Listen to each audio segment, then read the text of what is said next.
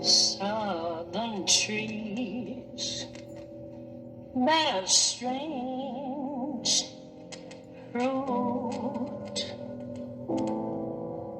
blood on the leaves and blood at the root, black bodies swinging in the southern breeze, strange fruit hanging from the poplar trees.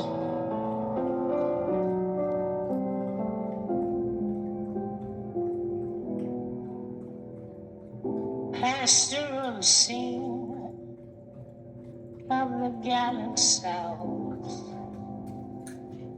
the bulging eyes and the twisted mouth, scent of magnolia, sweet and fresh. Then the sudden smell of burning flesh. Here is a fruit for the crows to pluck, for the rain to gather, for the wind to suck, for the sun to rock, for the tree to drop.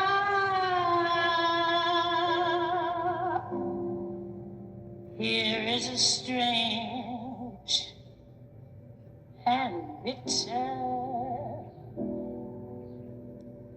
cry.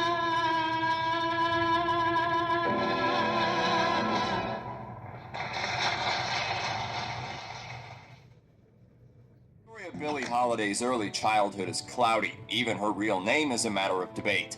But by most accounts, she was born on April 7, 1915 in Philadelphia to teenager Sadie Fagan. Her father was musician Clarence Holiday. She spent her formative years in jazz-soaked Baltimore, where she lived in poverty. She dropped out of school in the 5th grade and did 2 stints in a Catholic reform school, the second after being abducted and assaulted by a 40-year-old neighbor. At the reformatory school, Holiday found her singing voice, but also endured horrific treatment. Holiday recalled in her autobiography, Lady Sings the Blues, that while there, she wasn't permitted to sleep in the dormitory with the other girls, and at one point was locked in a room with a dead girl. By the age of 13, she and her mother had moved to New York City, where things somehow got worse. After Billie became the victim of sex trafficking, the authorities, instead of helping her, arrested her and sent her to prison on prostitution charges. By 14, Holiday and her mother were out of jail, but desperately poor. Holiday wrote in her autobiography, "The truth is, Mother and I were starving. It was cold. Mother was a housemaid and couldn't find work. I tried scrubbing floors too, but I just couldn't do it." Instead, she began singing for tips at local jazz clubs. It provided enough money for them to live on, but at the age of 18, Holiday hit it big when she was discovered by Benny Goodman's record producer. She soon had gigs in movies and as the lead singer for famous band leaders Count Basie and Artie Shaw, but life on the road was far from glamorous. While touring, she was often forced to use the service elevators as to not upset white patrons, prohibited from eating with the rest of the band, and confined to a dark room until she took the stage to entertain the same patrons who wouldn't share her elevator. On one occasion, a member of the crowd shouted a racial slur at her during a song. Holiday reportedly lost her temper and was escorted off stage, cutting the performance short. Billie Holiday skyrocketed to fame in 1939 with the independent recording of Strange Fruit, an unforgiving, haunting poem about lynchings of African Americans. The at-the-time graphic portrayal of racial violence became a sensation, but it also put her squarely in the crosshairs of the federal government. According to Johann Hari, author of Chasing the Scream, The First and Last Days of the War on Drugs, the Federal Bureau of Narcotics heard rumblings of Holiday's heroin use. And when she continued to speak out against racial violence and injustice during the Jim Crow era, the feds used her heroin addiction as an excuse to silence her. In 1947, she was busted for heroin possession, and instead of being sent to a hospital to get well as she requested, she was sentenced to a year and a day in a federal prison. She came out clean, sober, and a convict, unable to secure the necessary license to perform in cabarets and clubs. Not long after her release, however, the defiant Holiday played at Carnegie Hall. Holiday had several important romantic relationships in her life, but all were doomed by the shadow of drugs and domestic violence. In 1941, she married Jimmy Monroe, who introduced Holiday first to opium and then to heroin. The marriage ended shortly thereafter, but her drug use continued with her new boyfriend, Joe Guy. In her memoir, Holiday recalled spending the height of her career in luxury and in a haze of drugs. "I spent the rest of the war years on 52nd Street and a few other streets. I had the white gowns and the white shoes, and every night they'd bring me the white gardenias and the white junk." Holiday was unrepentant about her drug use, but in 1957 she married Louis McKay and temporarily got clean.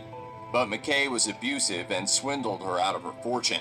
They soon separated. Holiday fell back into drug use and heavy drinking, and in 1959 she was admitted to the hospital with cirrhosis of the liver. Even then, the government wouldn't leave her in peace. While literally lying on her deathbed, she was arrested for drug possession, and was reportedly handcuffed to the gurney and placed under police guard. She died there at the age of 44 with less than $1 left in her bank account. Though punctuated by tragedy, Billie Holiday's life speaks much more to the triumph of perseverance, the strength of conviction, and the courage to bring voice to racial injustice. She made the Downbeat Hall of Fame in 1961, and shortly after, nearly 100 of her greatest records from the early years were restored. Her catalog is in wide release to this day. In the 1970s, her memoir Lady Sings the Blues made it to the big screen starring Diana Ross, who earned an Oscar nod for her portrayal of Holiday. In death, Holiday has garnered more than 20 Grammy wins or nominations so far, and in 2000, the woman lovingly known as Lady Day was inducted into the Rock and Roll Hall of Fame by Ross. It's been more than 50 years since Holiday's death, and though she left the world as poor as she entered it, we're richer for having her voice as a testament to the hard life that shaped a legendary lady. George